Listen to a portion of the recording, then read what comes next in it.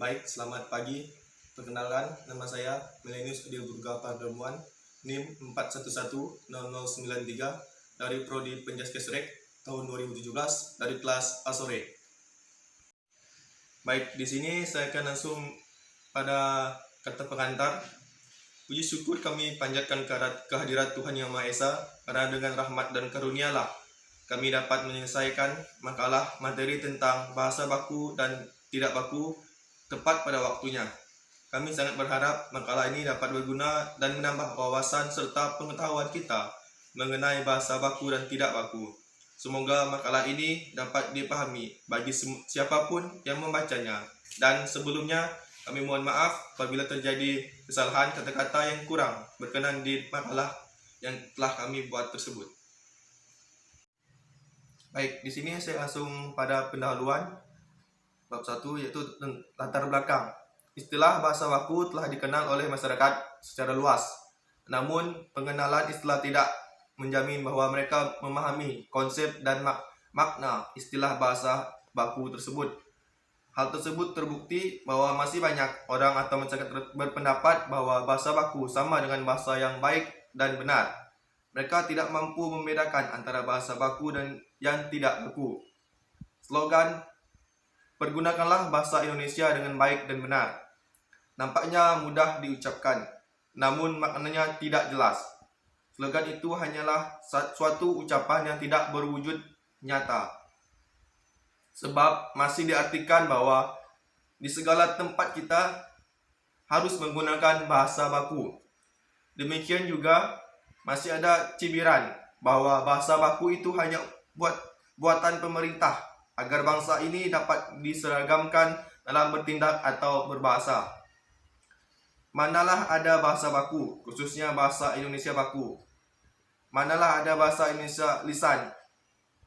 Manalah ada masyarakat atau orang yang mampu menggunakan bahasa baku itu, sebab mereka berasal dari daerah. Atau mereka masih selalu dipengaruhi oleh bahasa daerahnya, jika mereka berbahasa Indonesia secara lisan. Dengan gambaran kondisi yang demikian itu, di dalam bab ini dibahas tentang pengertian bahasa baku, pengertian bahasa tidak baku, fungsi bahasa baku dan fungsi bahasa tidak baku, dan terakhir akan dibahas tentang ciri-ciri bahasa baku dan bahasa non baku, serta contoh kalimat dalam bahasa baku dan tidak baku. Baik, di sini saya langsung pada rumusan masalah. Di sini saya mengambil 3 rumusan masalah. Adapun rumusan masalah dari makalah ini yaitu: yang pertama, apa yang dimaksud dengan bahasa baku dan bahasa non baku atau bahasa tidak baku.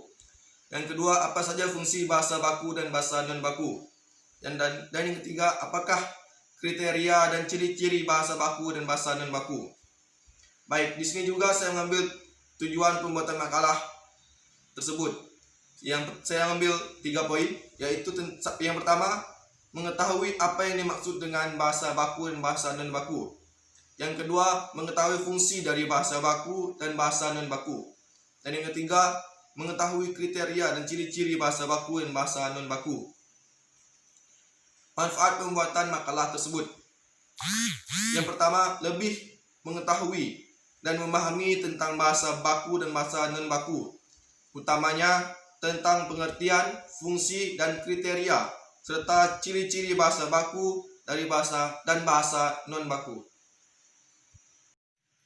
Baik, di sini saya langsung pada bab 2 yaitu tentang pembahasan. Yang pertama, pengertian bahasa baku. Bahasa merupakan alat komunikasi penting yang dapat menghubungkan seseorang dengan yang lainnya. Kira tahun 2005 halaman 54 menyebutkan 2 pengertian bahasa. Pengertian pertama menyatakan bahasa sebagai alat komunikasi antara anggota masyarakat berupa simbol bunyi yang dihasilkan oleh alat ucap manusia. Yang kedua, bahasa adalah sistem komunikasi yang mempergunakan simbol-simbol vokal atau bunyi ujaran yang bersifat arbitrer.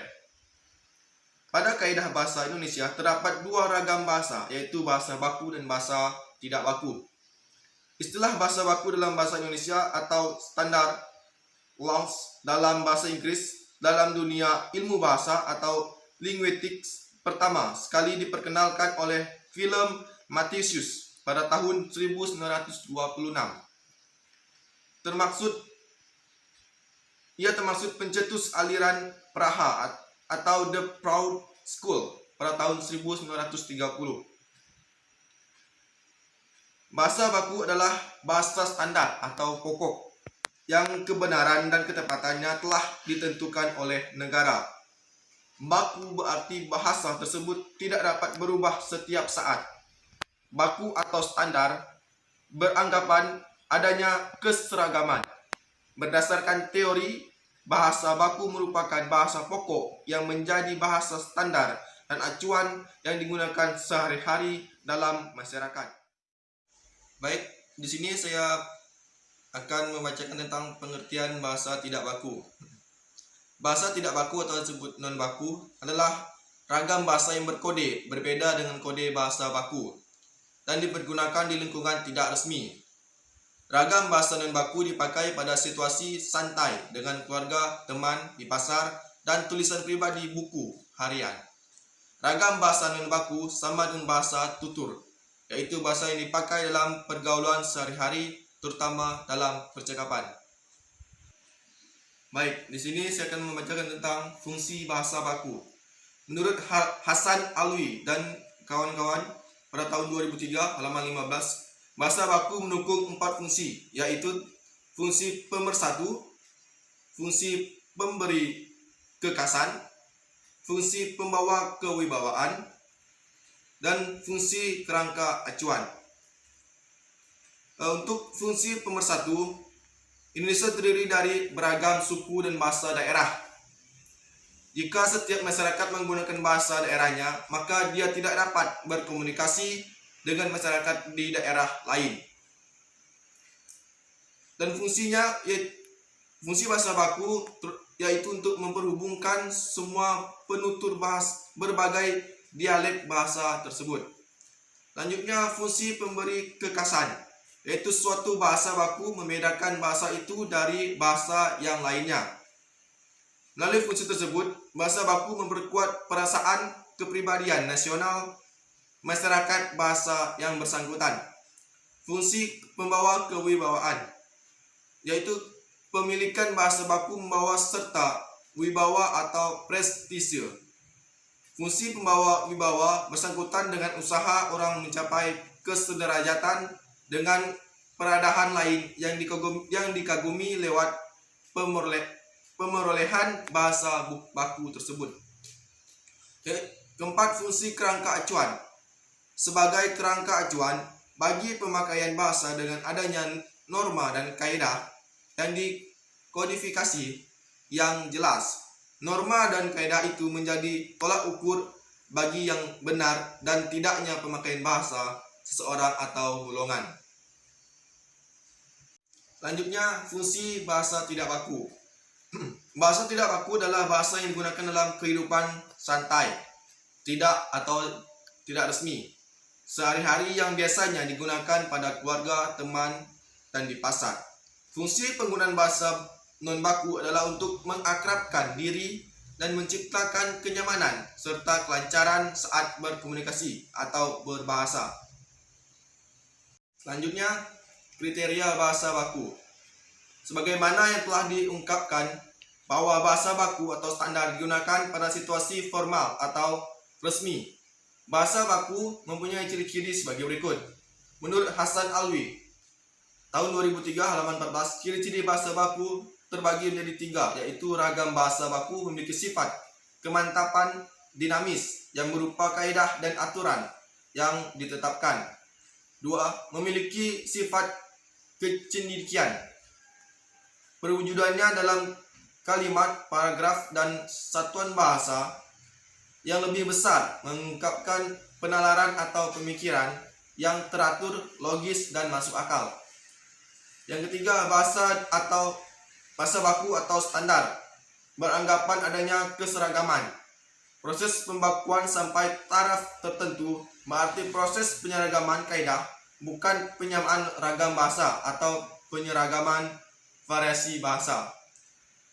Selain ciri-ciri tersebut, dalam bahasa baku masih memiliki ciri-ciri lain, di antaranya tidak terpengaruh bahasa daerah, tidak terpengaruh bahasa asing, bukan merupakan ragam bahasa percakapan sehari-hari, pemakaian imbuhannya secara eksplisit, pemakaian yang sesuai dengan konteks kalimat, tidak terkontaminasi dan tidak rancu. Baik, selanjutnya kriteria bahasa tidak baku. Bahasa tidak baku atau non baku juga memiliki ciri khas tersebut. Yang pertama, walaupun terkesan berbeda dengan bahasa baku, tetapi memiliki arti yang sama. Dan yang kedua, dapat terpengaruh oleh perkembangan zaman. Ketiga, dapat terpengaruh oleh bahasa asing. Dan yang keempat, digunakan pada situasi santai atau tidak resmi. Baik, selanjutnya contoh kalimat baku dan kalimat tidak baku. Kalimat tidak baku, contohnya, aku nggak suka sama sikapnya yang seenaknya sendiri. Dan yang kedua, ibu nyuruh beli balsem di apotik tapi mahal banget. Kalimat bakunya, contoh kalimat baku, jangan pernah berpikir bahwa kamu akan gagal sebelum mencoba. Kedua, memaafkan kesalahan orang lain adalah perbuatan mulia. Baik, selanjutnya bab 3, penutup. Kesimpulan, bahasa merupakan alat komunikasi yang penting dalam kehidupan. Dengan bahasa manusia dapat menyampaikan isi pikirannya kepada orang lain. Pada bahasa terdapat dua ragam bahasa, yaitu bahasa baku dan bahasa tidak baku. Bahasa baku merupakan bahasa standar atau pokok yang digunakan oleh masyarakat pada suatu negara. Sedangkan bahasa tidak baku adalah bahasa yang berbeda dengan struktur atau gaya baku dan biasanya digunakan pada lingkungan atau keadaan yang tidak resmi. Masing-masing bahasa baku dan bahasa non baku memiliki fungsi dan ciri-ciri yang berbeda. Baik, selanjutnya saran. Di Indonesia sangat banyak terdapat bahasa-bahasa daerah yang berbeda antara daerah satu dengan yang lainnya. Perbedaan itu bukanlah suatu halangan bagi bangsa Indonesia untuk tetap berkomunikasi dengan baik dan benar. Negara Indonesia juga memiliki bahasa nasional, yaitu bahasa Indonesia itu sendiri. Dalam bahasa Indonesia, kita telah mengenal bahasa baku dan bahasa tidak baku. Bahasa-bahasa tersebut dapat digunakan sesuai dengan tempat dan situasi yang sedang dihadapi. Tetaplah gunakan bahasa yang baik dan benar sesuai dengan kondisi, tempat dan keperluan, serta situasi. Baik, demikian penyampaian materi makalah dari saya tentang pengertian bahasa baku dan bahasa tidak baku. Semoga apa yang telah saya sampaikan dapat bermanfaat bagi kita semua. Selamat pagi, salam olahraga, jaya!